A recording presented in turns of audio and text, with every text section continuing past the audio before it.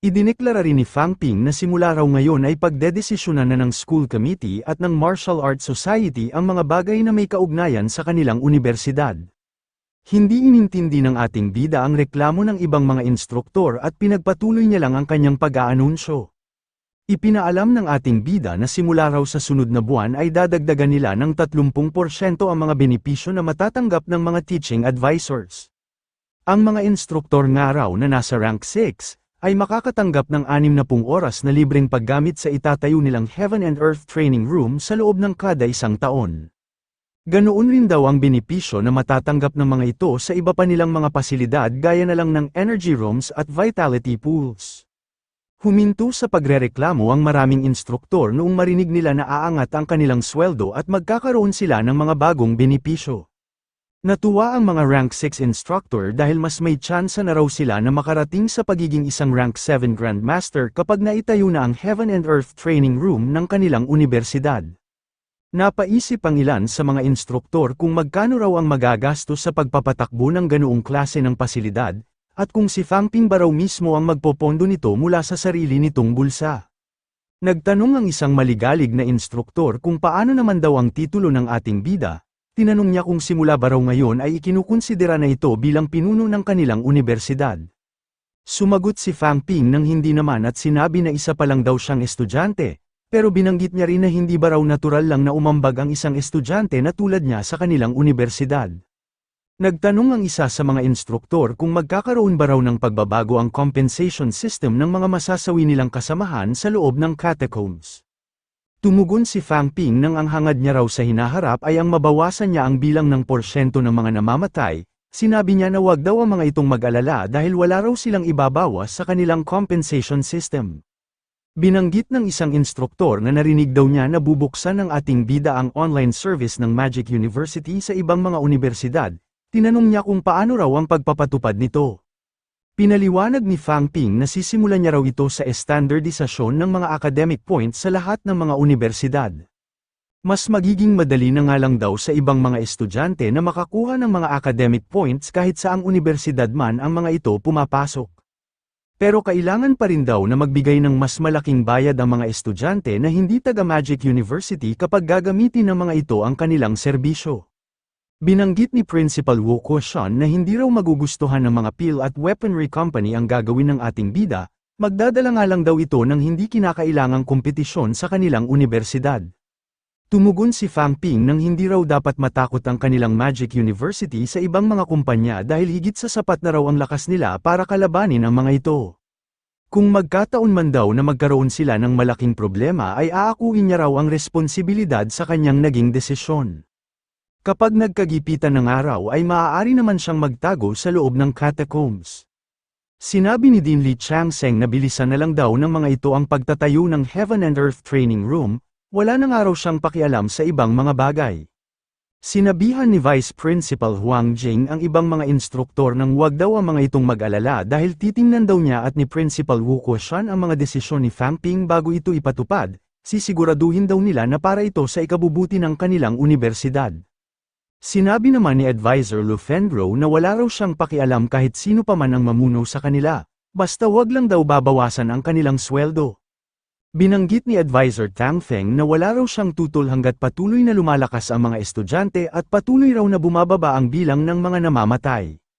Taliwas naman ang sinabi ng ibang mga instruktor, nagpahayag sila ng kani-kanilang request para sa kanilang sarili at para sa kanilang departamento. Nakiusap si Fang Ping sa mga instruktor na maghinay-hinay raw muna ang mga ito.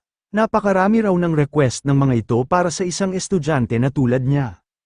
Kinabahan ng ating bida nung bigla siyang napaluhod ng dahil sa malakas na mental strength na bumalot sa kanyang katawan. Sinabihan ni Principal Wu Kuoshan ng ating bida nang maaari nga raw nitong pamunuan ang Magic University kung gusto nito, pero kailangan daw nitong tandaan na ito ang magiging responsable sa anumang gulo na dadalhin nito sa kanilang unibersidad. Tumugon si Fang Ping sa kanilang prinsipal nang malinaw niya raw itong naiintindihan. Naisip ng ating bida na palalampasin na raw muna niya ang ginawa sa kanya ni Wu Kuoshan, pero kapag lumakas na nga raw siya ay maghanda ito sa kanyang paghihiganti. Iminungkahi ni Fang Ping na maaari raw na isunod na lang sa kanya ang pangalan ng Magic University simula ngayong araw. Ipinaalam ni Tang Feng sa ating bida na naisali na raw ng military department ang ilan sa mga libro na nakuha nito noon sa loob ng catacombs. Maaari na niya nga raw itong tingnan gaya ng request nito noon. Nasiyahan si Fang Ping dahil sa wakas daw ay mayroon na sila ngayong tiyak na impormasyon na mula mismo sa catacombs. Tinanong ni Fang Ping kung ano raw ang Demon Emperor Calendar at sino raw ang Two Kings na kanyang nababasa. Tumugon si Advisor Tang Feng nang hindi niya rin daw alam. Ang military department nga raw ang nagbigay ng mga translated materials na binabasa nila ngayon at nakatitiyak siya na may mga impormasyon pa ang mga ito na inililihim sa kanila. Sinabi ni Advisor Tang Feng na nakalagay rin daw doon ang mga introduksyon ng mga lugar. Ang Magic City Catacombs nga raw ay tinatawag na Southern 7 Region. Nakita rin ni Fang Ping na tinatawag naman na Southern 9 Region ang Nanjiang Catacombs. Nakalathala nga raw doon ang sitwasyon sa ilang mga catacombs cities. Ang Eastern Sunflower City daw ay tinatawag na Demon Sunflower City, at nagagawa rin ng mga itong makapagpalaki ng mga mental strength sunflower seeds. Tinanong ni Fang Ping si Advisor Tang Feng kung gaano raw katagal ang kakailanganin nito bago ito makapag-breakthrough sa pagiging isang Grandmaster. Tumugon si Tang Feng nang maaaring abutin daw ito ng 1 taon, pero mas tatagal pa raw ito kapag tumigil sa pagtaas ang kanyang mental strength. Naisip ni Fang Ping na kailangan nga raw na makarating sa 1000 Hz ang mental strength ni Advisor Tang Feng at nasa 600 pa lang ngayon ang mental strength nito. Gaya nga raw ng kanyang inaasahan, ang mental strength nga ang pinakamalaking hadlang para maging isang Grandmaster ang mga rank 6 martial artist. Mukhang kailangan daw talaga nilang makakuha ng ilang mga sunflower seed mula sa Demon Sunflower City. Naisip ng ating bida na kailangan na rin daw niyang mag-focus sa sarili niyang cultivation. Ang lakas nga raw ang pinakamahalaga para sundin siya ng kanyang mga pamumunuan, kapag wala raw siya nito ay wala ring makikinig sa kanya. Naisip ni Fang Ping na malapit na raw sa 800 Hz ang kanyang mental strength, hindi na rin daw magtatagal at magmamaterializes na ito. Napaisip siya kung mauuna pa ba raw itong mangyari bago niya maisarado ang mga pinto ng kanyang 3-burner. Iniisip niya rin kung tataas ba raw ang kanyang mental strength limit kapag pinatibay na niya ang mga buto niya sa bungo. Noon nga raw ay napatibay na niya ng 70% ang kanyang mga ossicles at nalakhan daw siya sa kanyang nagamit na wealth value. Pero ngayon daw ay napakayaman na niya sa wealth value at hindi na problema sa kanya kahit gumamit pa siya ng 1.4 billion sa pagpapatibay ng mga natitira niyang buto. Nag-concentrate na ang ating bida para simulan na ang kanyang cultivation. Naramdaman ni Fang Ping ang pagbabago sa kanyang mga buto, nagulat siya noong mapansin niya na nagliliwanag na siya ng ginto. Nagtanong ang dumating na si Li Changsheng kung ano raw ang ginagawa ng ating bida.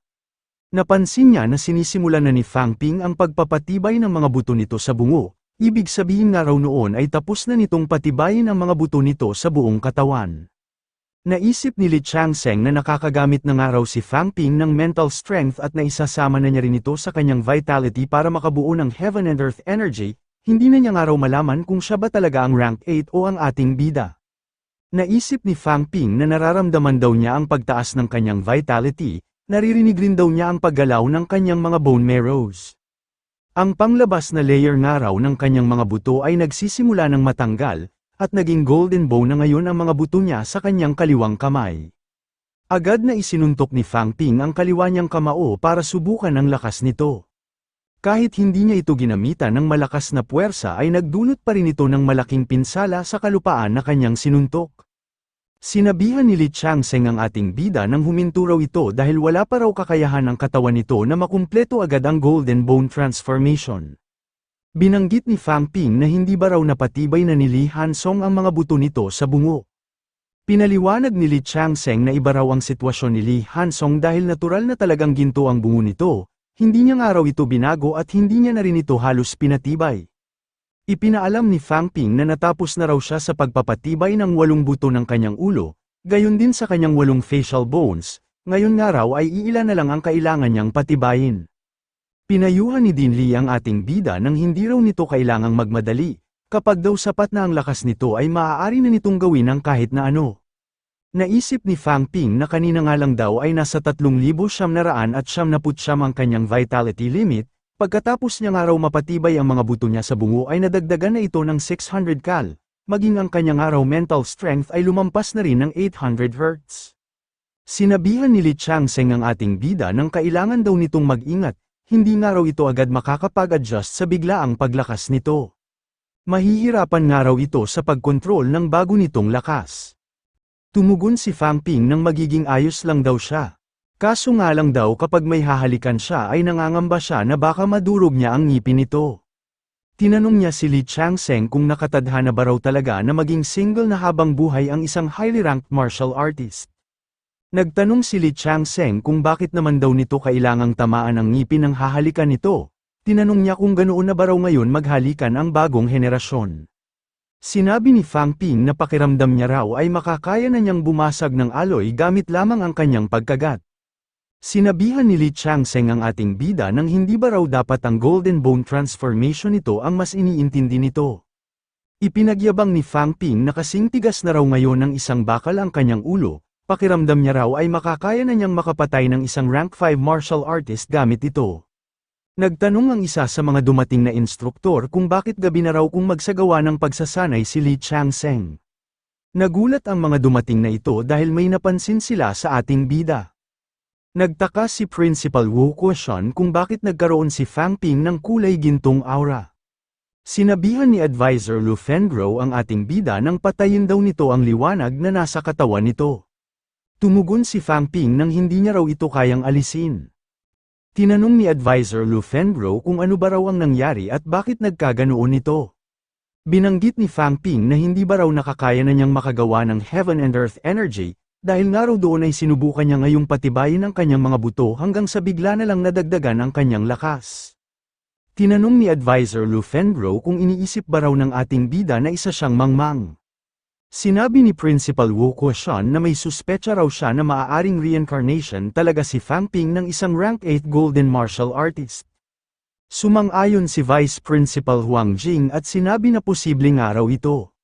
Tinanong niya kung gaano ba raw katagal bago ulit mabuhay ang isang rank 8 Grandmaster, at kung saang henerasyon ba raw kaya ito nagmula. Nagtanong din si Principal Wu Kuoshan kung natatandaan pa ba raw kaya ng ating bida ang dati nitong alaala. Tinanong ni Advisor Tang Feng kung may mga nakakasalumuha rin daw ba sila na ganoon din ang sitwasyon. Tinanong ni Principal Wu Kuoshan ng ating bida kung naaalala pa ba raw nito ang nakaraan. Sumagot si Fang Ping ng oo at binanggit na noong panahon daw niya ay napakaraming rank 9 Grandmaster ang nagkalat sa iba't ibang lugar. Noon nga raw ay gumawa rin daw sila ng Celestial Heaven, at marahil siya nga raw ang kauna-unahang Heavenly Emperor. May bigla na lang sumampal sa ating bida nang dahil sa pag-iimbento nito ng kwento. Sinabihan ni Advisor Lu Fengro ang ating bida nang wag nga raw sila nitong lukohin, ano nga raw ang sinasabi nitong Celestial Heaven at Heavenly Emperor. Nangatwiran si Fang Ping nang ang mga ito naman daw ang unang nagsabi na maaaring isa siyang makapangyarihang ancient martial artist. Paano pa nga raw siya sasagot kung maging siya ay naghihinala na rin sa sarili niyang katauhan? Naisip ni Fang Ping na maaaring tama nga raw ang kanyang hinala, posible raw na mga ancient martial artists sina Wang Jinyang, Li Hansong at maging si Yao Chengjun. Pagkaraan ng ilang araw ay ibinalita sa iba't ibang estasyon na nagkaroon daw ng isang malakas na lindol sa isang bansa ng Caribbean Sea, kumilos na nga raw ang mga rescue team na mula sa iba't ibang bansa para magpaabot ng kanilang tulong. Natataranta na ibinahagi ni Li Changsheng na ang bansa raw na tinutukoy sa balita ay wala pa noong catacombs entrance, pero ngayon ay bigla na lang daw nagbukas doon ang isang bagong lagusan. Maraming araw sa kanilang mga Grandmaster ang nagmadali sa pagpunta doon, pero bago pa raw nakarating ang kanilang mga Grandmaster ay pabalik na ng lagusan ang mga catacombs martial artist at marami ng tao ang napatay ng mga ito. Sinabi ni Li Changsheng na biglaan nga raw ang pagbubukas ng lagusang ito. Maaaring ang pagdami raw ng mga lagusan ang dahilan kung bakit madali na lang ngayong nasisira ang harang sa pagitan ng dalawang mundo. Sinabi ni Fang Ping na kapag nagpatuloy raw ito ay kakailanganin na nilang protektahan ang lahat ng mga rehiyon. Binanggit ni Li Changsheng na sa ngayon daw ay mayroong 104 catacombs passageway sa mundong Earth. Kung sakali raw na mayroong tig-20 rank 9 commanders ang bawat rehiyon, may posibilidad daw na nasa 1,500 ang mga rank 9 na kanilang kakalabanin. Sinabi ni Li Changsheng na imposible raw na maprotektahan nila ang lahat ng mga lagusan, Wala raw silang ibang pagpipilian kundi pabayaan na ang ilan sa mga ito. Binanggit ni Fang Ping na maraming taon na raw nilang binabantayan ang mga lagusang ito at napakarami na ring tao ang nagbuwis ng buhay. Tinanong niya kung talaga nga bang susukuan na nila ang ibang mga lagusan. Kapag ginawa nga raw nila ito ay hindi ba raw halos masasayang lang ang buhay na isinakripisyo ng mga martial artist ng kanilang panig. Tinawag ni Principal Wu Kuoshan sina Fang Ping at Li Changseng para ipakita ang dala niyang papel. Naglabas nga raw ngayon ng bagong ranking list ang Global Martial Arts Alliance, kabilang raw doon ang listahan ng mga rank 7, rank 8 at mga rank 9 Grandmaster. 212 nga raw ang nakalista na rank 9, 500 na rank 8 at 1,600 naman sa rank 7. Sinabi ni Fang Ping na dapat na raw silang magpakalat ng awareness sa lahat. Ang mga namumuno nga raw sa itaas ay alam na magkakaroon ng isang pandaigdigang digmaan kaya kailangan na nilang madaliin ang pagpapalakas sa kanilang mga martial artist. Tumawag si Wang Jing at ipinaalam kay Wu Kuoshan na naglabas daw ngayon ng anunsyo ang Department of Education. Hinihiling daw ng mga ito sa lahat ng mga universidad na i-report nila ang lahat ng detalye at impormasyon ng kanilang mga rank 6 martial artist. Kabilang nga raw doon ang cultivation progress ng mga ito, ang mga achievements ng mga ito sa loob ng catacombs at ang dami ng napatay ng mga itong kalaban. Sinabi ni Principal Wu Kuoshan na maaaring gusto raw ng mga itong iprioridad na makapagpalakas agad ng isang batch ng mga bagong Grandmaster. Iminungkahi ni Fang Ping na ibigay raw nila ang lahat ng detalye ng kanilang mga rank 6 at dagdagan pa raw nila ang mga ilalagay nilang impormasyon. Mas marami nga raw hawak na resources ang kanilang gobyerno kaysa sa Magic University. Swerte nga raw sila kapag natulungan ng mga ito na maging Grandmaster ang kanilang mga rank 6 advisor. Sinabi ni Principal Wu Kuoshan na talagang matindi na raw ngayon ang sitwasyon dahil maging ang mga resources ng kanilang gobyerno ay ipapagamit ng mga ito sa kanila. Naisip ni Fang Ping na akala nga raw niya ay napakarami pa nilang oras para makapagpalakas. Pero sa mga kaguluhan nga raw na nangyayari ngayon ay wala na pala silang sapat na oras. Sa ngayon daw ay isa pa lang siyang rank 5 at wala pa siyang kakayahan na makipagsabayan sa mga malalakas na kalaban. Kailangan ng araw niyang bilisan ang kanyang pagpapalakas para makarating na siya sa rank 7, o kahit hanggang sa rank 9.